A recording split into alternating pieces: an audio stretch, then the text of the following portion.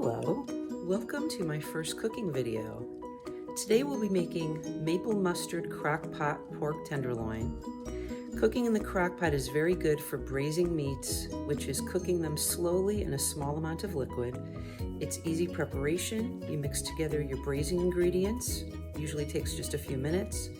You put your meat in the crock-pot, you pour the liquid over it, and then you cook it on low for several hours until the meat is tender. So your actual hands-on time is very small and the result is easy and usually very good. So today we're going to be making pork tenderloin with two 1 pound pork tenderloins. That's the size they usually come in.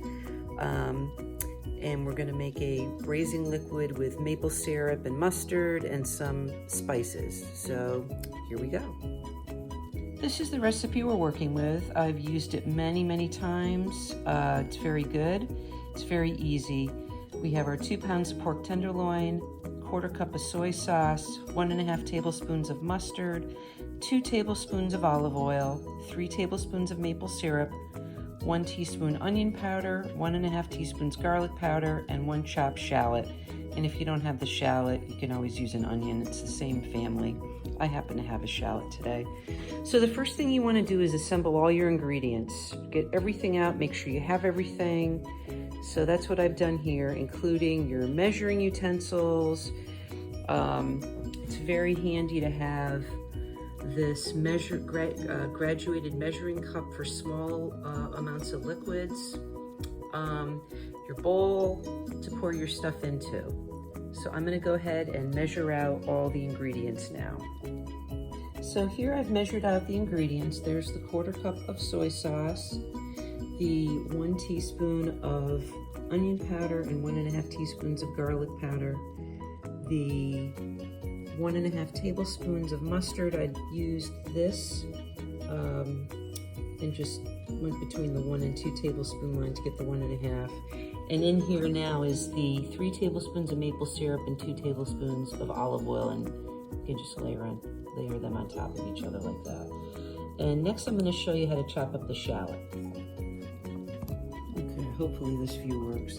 So here's the shallot, and what you want to do is cut off the stem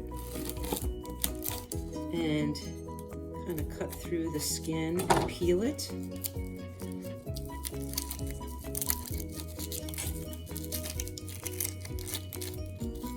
And sometimes I just cut off that other end too, like that.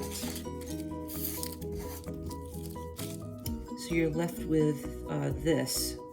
So the way you want to cut up an onion or a shallot is you want to cut it in 2 different directions. So first, you're going to cut it long ways straight through, about 1/4 inch apart. And then you're going to cut it across the same way. I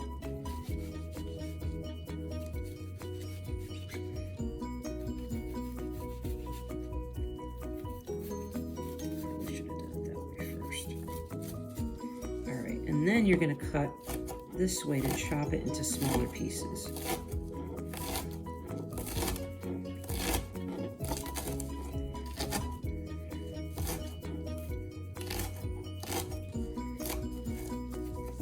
And believe it or not, it's the best thing is to have a very sharp knife. A dull knife makes your job a lot more difficult. And then you're just gonna chop it both ways until you get a nice dice.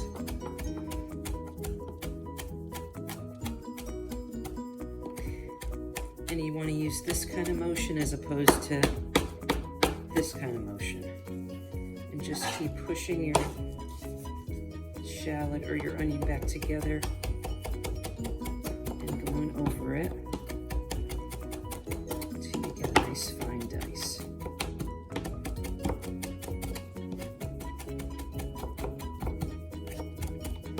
All right, that's pretty good.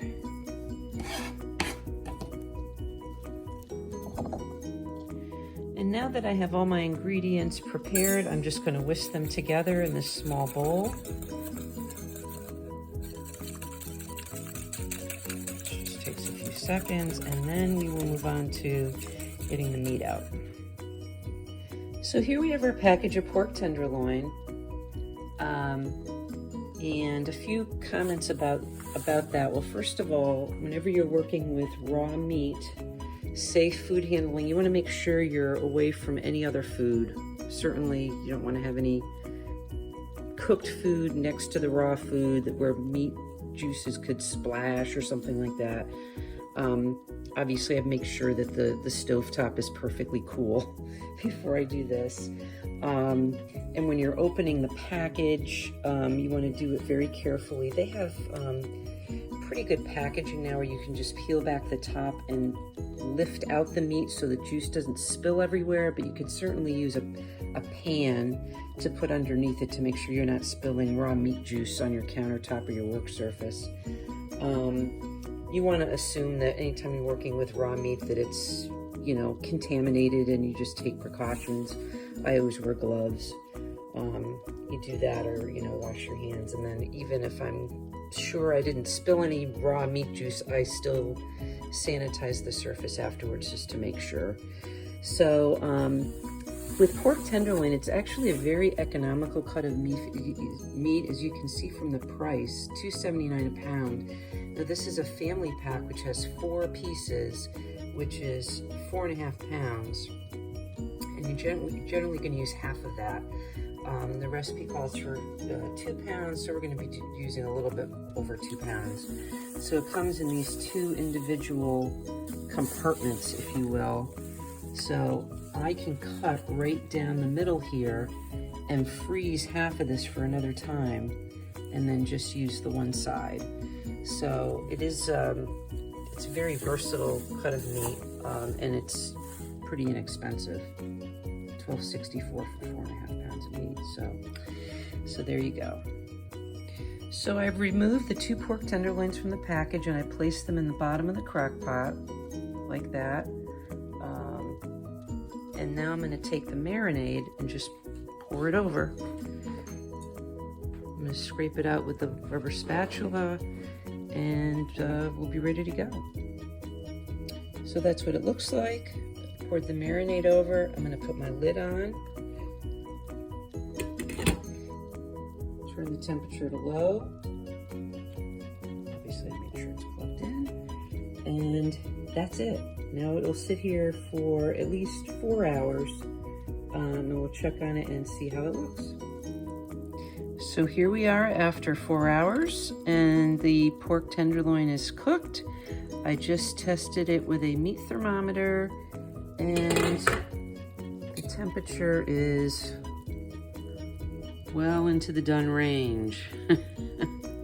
But more you can tell when you go to cut it up that it's tender. So I'm going to go ahead and slice it up and mix it up with all those juices, and we'll see how it looks. Both of them, and then put all the slices and pieces back in the broth in the crock. And here is the finished product. Here is the sliced up pork tenderloin, cooked all in the juices. You could put this on a sandwich or serve it with rice or pasta or whatever you want to have it. And there you go. A quick, easy meal in the crock pot.